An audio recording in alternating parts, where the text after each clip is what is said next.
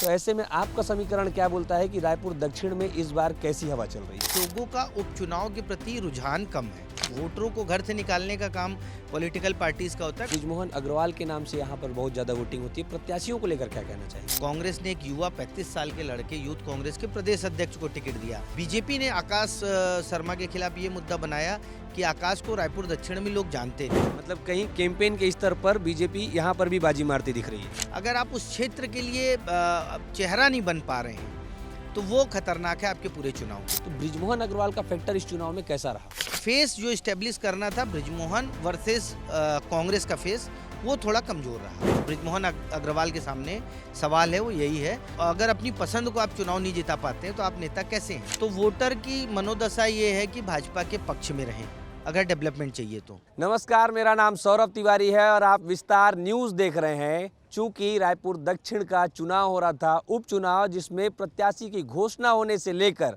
सारे ground report मैंने आपको दिखाया, जिसमें सारे माहौल, सारे मुद्दे मैंने आपको समझाए।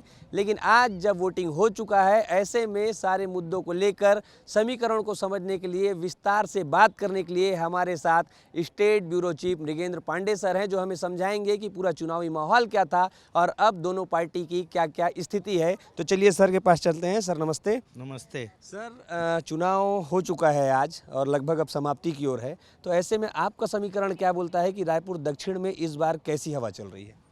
देखिए, अभी जो वोटिंग परसेंट आया है वो काफ़ी कम है, करीब 50% के आसपास। जो अभी 6 बजने वाले हैं, 5-7 मिनट बचा है, तो 50-51% वोटिंग का आया है, जो काफ़ी कम है। पिछली बार दक्षिण के आप 3-4 चुनाव का ट्रैक रिकॉर्ड देखें तो 60% से 68% तक वोटिंग हुई है।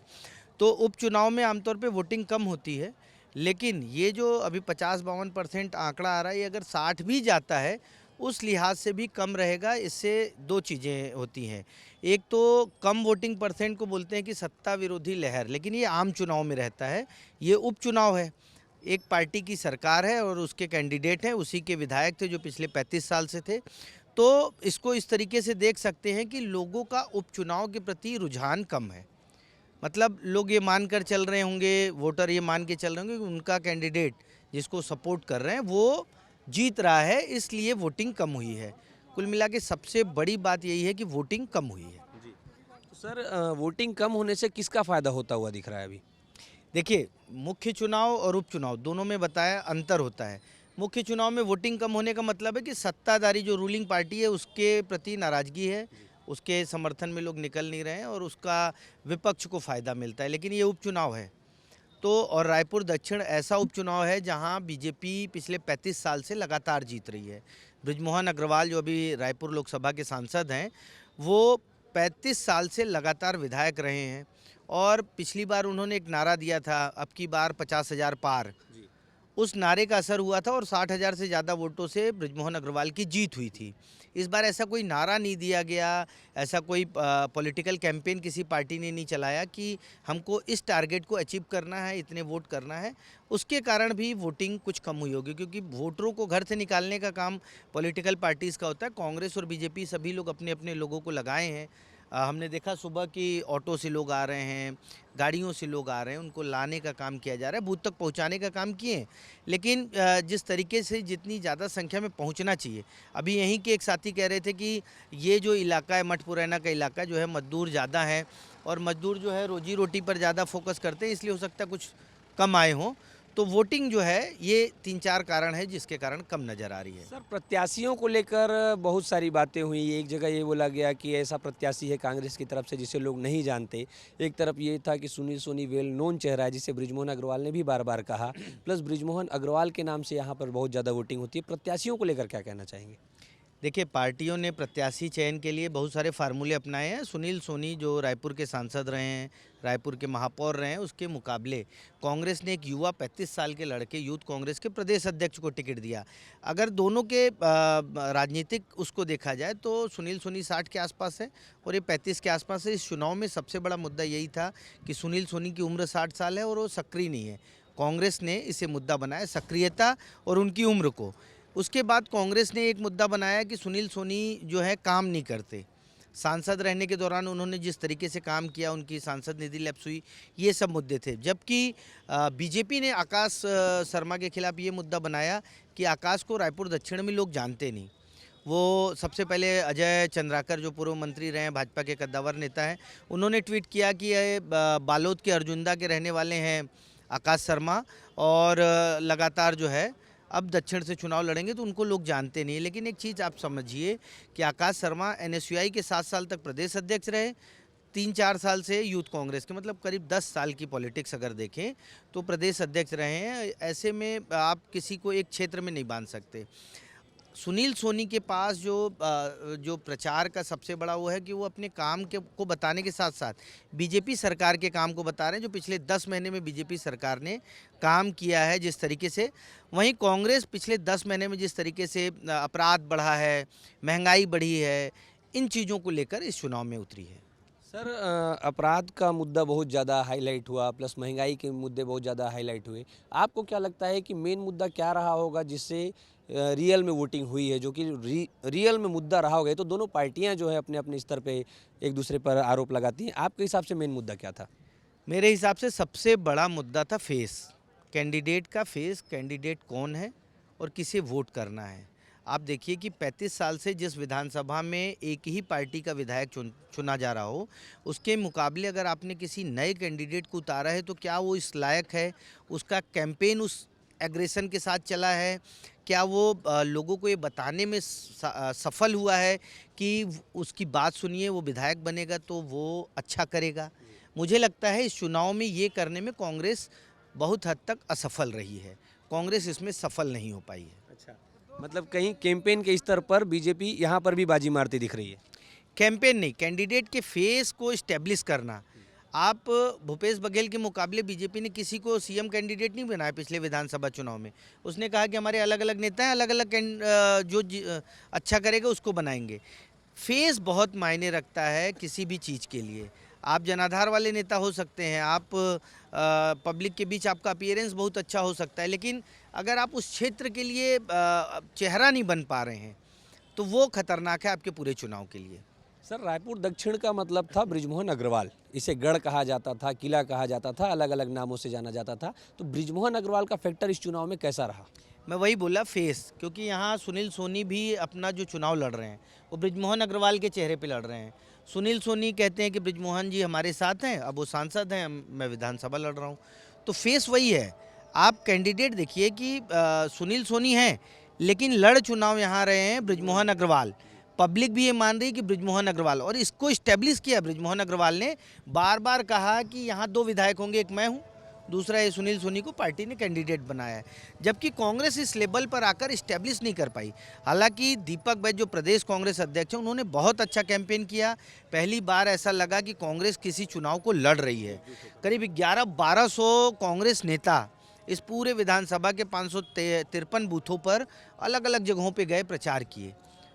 लेकिन फेस जो इस्टेब्लिश करना था बृजमोहन वर्सेस कांग्रेस का फेस, वो थोड़ा कमज़ोर रहा। सर, हम लोग ग्राउंड पे घूम रहे थे तो बहुत सारे लोगों का ये भी कहना था कि बृजमोहन नो डाउट फेस हैं, लेकिन इस बार तो वो नहीं लड़ रहे हैं। प्लस जो बृजमोहन अग्रवाल के साथ हुआ कि उन्हें केंद्र में मंत्री बनाने की बात भी सामने आई थी, वो भी नहीं हो पाया। जो वो स्टेट में मंत्री थे वहाँ से भी उनको हाथ धोना पड़ गया। तो ये सबको भी लेके एक नाराज़गी का स्तर देखा जा रहा था लोगों के बीच में। इसको आप कैसे देखते हैं? देखिए, चुनाव पूरी तरह से बीजेपी तो ठीक है, बीजेपी के पास पर्याप्त बहुमत है, 55 विधायक थे, 54 हो गए। सरकार पर कोई असर नहीं पड़ेगा, सरकार की सेहत पर। लेकिन अगर किसी पे असर पड़ेगा तो बृजमोहन अग्रवाल की सेहत पे होगा। वो सांसद चुने जाते हैं, 35 साल से यहाँ विधायक हैं। अगर ये चुनाव बीजेपी हार जाती है तो सीधे सीधे इसका डैमेज जो होगा बृजमोहन अग्रवाल के कद पर पड़ेगा, उनकी आगे की भविष्य की राजनीतिक संभावनाओं पर पड़ेगा। इसीलिए मैंने आपसे कहा कि फेस जो है बृजमोहन अग्रवाल ही है, कैंडिडेट कोई भी हो। तो बृजमोहन अग्रवाल को ये साबित करना होगा कि वो खुद चुनाव नहीं भी लड़े तो भी रायपुर दक्षिण में वो अपने पसंद के, क्योंकि सुनील सोनी उन्हीं की पसंद के हैं, पार्टी ने उन्हीं की पसंद को कैंडिडेट बनाया है, तो उन्हीं की पसंद को, अगर अपनी पसंद को आप चुनाव नहीं जिता पाते हैं तो आप नेता कैसे हैं? सबसे बड़ा जो बृजमोहन अग्रवाल के सामने सवाल है वो यही है, और उसके लिए उन्होंने पूरी मेहनत की है। जिस तरीके से वो अपना चुनाव लड़ते हैं, क्योंकि उनको पॉलिटिकल मैनेजमेंट का गुरु माना जाता है। छत्तीसगढ़ के में तो है ही, उनको पॉलिटिकल चाहे आप राज्य गठन के बाद से अब तक के बहुत सारे उपचुनाव हुए, सब जगह चुनाव प्रभारी, चुनाव संचालक बृजमोहन अग्रवाल ही बनते रहे हैं। और यहाँ खैर यहाँ के श्याम बिहारी जायसवाल है मंत्री चुनाव संचालक, लेकिन संचालन बृजमोहन अग्रवाल ही कर रहे हैं। हमने पिछला चुनाव भी देखा था जिसमें बृजमोहन अग्रवाल लीड किए थे पूरे छत्तीसगढ़ के स्तर पे, और इस वजह से उनका नाम भी आया था कि सीएम बन जाएंगे, लेकिन वो नहीं हो सका। सर, एक चीज़ और जानना था कि जातिगत समीकरण को लेकर बहुत सारी बातें उठती है। रायपुर दक्षिण में ब्राह्मण वोटर हैं, प्लस मुसलमान वोटर हैं, और यहाँ पर महिला वोटर भी ज़्यादा हैं। इन सब को लेके आपका क्या विचार है, कैसे काम किया होगा? देखिए, रायपुर दक्षिण में कांग्रेस ने कैंडिडेट आकाश शर्मा को बनाने के पीछे एक बड़ा कारण था कि आकाश शर्मा ब्राह्मण वर्ग से आते हैं और ब्राह्मणों का करीब 30-35 हज़ार वोट है यहाँ। मुस्लिमों का भी लगभग 30-35 हज़ार वोट है। दोनों वोट मिला दे तो 70 हज़ार वोट होता है। उसमें अगर वोटिंग 60% होती है तो उस लिहाज से आप समझिए कि एक मुश्त वोट जो है, अगर कांग्रेस के ब्राह्मण कैंडिडेट को लोग वोट करते हैं तो एक मुश्त वोट आकाश शर्मा के पक्ष में चला जाएगा। लेकिन बीजेपी ने बहुत अच्छी, बीजेपी की रणनीति रहती है। बीजेपी ने जो उनके ब्राह्मण नेता हैं उनसे कहा कि महापौर के इलेक्शन में हम आपको कैंडिडेट बनाएंगे, लेकिन इस चुनाव में ब्राह्मण वोट बीजेपी में पड़वाइए। तो जो ब्राह्मणपारा है, चंगोरा भाटा है और सुंदरनगर है, ये जो इलाका है जहाँ ब्राह्मण वोटर ज़्यादा हैं, प्रभावशाली हैं और प्रबुद्ध हैं, वहाँ बीजेपी ने भी अपनी दखल बढ़ाई है और उनके नेताओं ने बहुत काम किया है, क्योंकि उन नेताओं को भी अपनी भविष्य की संभावनाओं को देखना है। उस लिहाज से अगर ब्राह्मण और मुस्लिम वोटर एक चंक कांग्रेस को पढ़ते हैं तो मैं बता रहा हूं कि ये चुनाव हो सकता है बहुत बड़े उलटफेर का हो जाए। कुछ भी असंभव हो सकता है, संभव हो सकता है, लेकिन मुझे ऐसा प्रतीत नहीं होता है, ऐसा लगता नहीं, क्योंकि मैं भी सारी विधानसभा को पिछले 10-15 दिन से तो घूम ही रहा हूँ, तो उसमें देख रहा हूँ कि नहीं, एक चंक वोट मुस्लिम भी सारे के सारे वोटर जो है कांग्रेस को वोट नहीं कर रहे हैं, ब्राह्मण भी सारे के सारे नहीं कर रहे हैं। कुछ वोट भले वो 5% 10% ही हो, बहुत बड़ा रेशियो होता है, वो बीजेपी के पाले में भी गए हैं। महिलाओं की बात किया आपने, महिला कुछ हद तक नाराज़ हैं बीजेपी से, क्योंकि वो सुनील सोनी से नाराज़ हैं। लेकिन बीजेपी क्योंकि एक व्यक्ति विशेष की पार्टी नहीं रहती है, पार्टी की विचारधारा को लेकर आगे बढ़ते हैं, तो उनको कन्विंस करने की, हमने आज बूथ पर भी देखा, बहुत सारी महिलाएं नाराज़ थी कि सुनील सोनी 5 साल सांसद थे तो काम ही नहीं किए। लेकिन हो सकता है वो पार्टी की बात को, पार्टी की विचारधारा को समझ के बीजेपी को वोट करें, क्योंकि बीजेपी के कमिटेड वोटर होते हैं, वो बीजेपी को ही वोट करते हैं। तो महिला और मुस्लिम जातिगत समीकरण हो गया। इसके साथ ही जो युवा है, अब आप युवा की देखिए, एक युवा को पार्टी ने टिकट दिया है, लेकिन ऐसा माना जा रहा है कि बीजेपी का यूथ विंग उतना एक्टिव नहीं था जितना कांग्रेस का यूथ विंग था। कांग्रेस के यूथ विंग, जो युवा कांग्रेस के लोग हैं, वो पूरे चुनाव को, बूथ पर भी हमने देखा कि युवा कांग्रेस का 1 आदमी 2 आदमी है, तो युवाओं ने अच्छी मजबूती से चुनाव लड़ा है। सर, कांग्रेस की अंतरकला सामने दिख रही थी। शुरू में जब प्रत्याशी की घोषणा हुई थी, प्रमोद दुबे का नाम चल रहा था, कन्हैया अग्रवाल का नाम चल रहा था, सन्नी अग्रवाल का नाम चल रहा था। ऐसे में कांग्रेस की अंतरकला देखने को भी मिली। किसी ने नामांकन खरीद लिया, किसी ने कुछ सोशल मीडिया में ऐसे पोस्ट डाले जिसको देखकर ऐसा लग रहा था कि नाराज़गी है। अंतरकला को लेकर क्या देखते हैं आप? देखिए, अंतरकला का साफ साफ है कि कन्हैया का जो एरिया है, कन्हैया अग्रवाल को जो एरिया दिया गया है या प्रमोद दुबे को जो एरिया दिया गया है, तो 23 को रिजल्ट आ जाएगा, उसमें दिख जाएगा कि कन्हैया के क्षेत्र में वोट मिला है कि नहीं मिला है। प्रमोद दुबे के या और भी जो नाराज है उनके क्षेत्र में वोट मिला है कि नहीं मिला है, उससे साफ हो जाएगा। उसके बाद कांग्रेस पार्टी अपना लाइन तय करेगी। लेकिन मुझे लगता है कि कोई भी नेता अगर समझदार नेता है तो कम से कम अपने क्षेत्र में तो नाराज़गी को खुलकर जाहिर होने से बचाएगा और वहाँ वोट करेगा, क्योंकि उनको आगे भी राजनीति करनी है। ऐसा तो है नहीं कि आखिरी चुनाव है और जीवन समाप्त हो गया है, तो वो किए होंगे, लेकिन नाराज़गी का असर तो कहीं ना कहीं कार्यकर्ता समर्थकों में लगता है। और प्रमोद दुबे और कन्हैया और तमाम इन नेताओं के जो वो हैं, वैसे बीजेपी में भी बहुत सारे लोग अंदरूनी तौर पे नाराज हैं, खुलकर सामने नहीं आते, क्योंकि कैडर बेस्ड का एक अपना अनुशासन भी रहता है। अनुशासन है, लेकिन वहाँ भी होता है। बहुत सारी सीटों पे हमने देखा कि बीजेपी के लोगों ने ही भीतरघात किया और कांग्रेस के लोग जीत गए। तो हो सकता है बीजेपी के जो नाराज लोग हैं वो इधर जाएं उधर जाएं, तो ये नाराजगी तो चलते रहती है चुनाव में। सर, आपके हिसाब से इस चुनाव का जो टक्कर है या जो तराजू में पलड़ा है, वो आप किस तरफ झुकता हुआ दिख रहे हैं?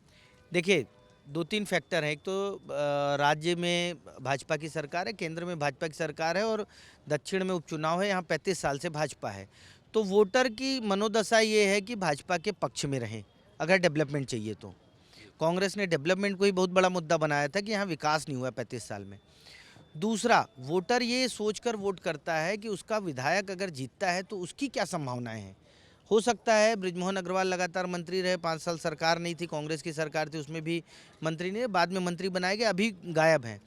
हो सकता है कि वोटर के मन में ये हो कि सुनील सोनी अगर जीतते हैं तो मंत्री बन जाएं, जैसा कि चर्चा है कि बृजमोहन अग्रवाल के कोटे से हो सकता है वो मंत्री भी हो जाएं, तो वोटर ये देखता है। तीसरा, जो कांग्रेस का जो युवा चेहरा है तमाम वो है, कांग्रेस के चेहरे को लेकर वो जो भरोसा है कि अगर वो विधायक बनता है, विधानसभा में जाता है तो हमारी बातों को किस तरीके से रख सकता है, ये 3-4 फैक्टर हैं। लेकिन कांग्रेस और बीजेपी ने बहुत मजबूती से चुनाव लड़ा है और हार जीत का जो पिछली बार 60,000 का आंकड़ा था, मुझे नहीं लगता इस बार उतना बड़ा आंकड़ा होगा, लेकिन टफ फाइट है। मैं ये नहीं कहूँगा कि आकाश शर्मा जीत जाएंगे या सुनील सोनी जीत जाएंगे, लेकिन हार जीत का अंतर बहुत कम होगा। और ऐसा माना जा रहा है, ऐसी चर्चा है क्योंकि हम लोगों ने सब घूमा है, तो ये है कि अपर साइड में सुनील सोनी है और लोअर साइड में आकाश शर्मा, एज है, बहुत अंतर नहीं है। जो एज है वो सुनील सोनी की तरफ है। सर, ये सारे चर्चा के दौरान ऐसी कोई पॉइंट रह गई होगी जो शायद मैं पूछ नहीं पाया हूँ, तो वो भी आप बता दीजिए। नहीं, आप अच्छे पत्रकार हैं, आप बहुत सही सवाल पूछे, बहुत सारा पूछ लिए हैं। और इसमें ये है कि अब हम लोग को 23 तारीख का इंतज़ार करना चाहिए, कौन जीतता है कौन हारता है, और हमारा जो आकलन है वो कितना सही होता है, उसके लिए इंतज़ार करना चाहिए। धन्यवाद सर। तो हमारे साथ थे मृगेन सर, जिन्होंने पूरे रायपुर दक्षिण की सारी चुनावी समीकरण को बहुत ही बारीकी से समझाया। मुझे नहीं लगता कि ऐसा कोई टॉपिक या ऐसा कोई पॉइंट छूट गया होगा जिस पे बात करना रह गया होगा। अब ये देखना है कि 23 तारीख को रिजल्ट क्या आता है। रिजल्ट जो भी होगा, सर ने बता दिया है कि कांटे की टक्कर होगी, टफ फाइट देखने को मिलेगी। हमारे साथ बने रहिएगा, हम सारी खबर आप तक पहुँचाते रहेंगे। धन्यवाद।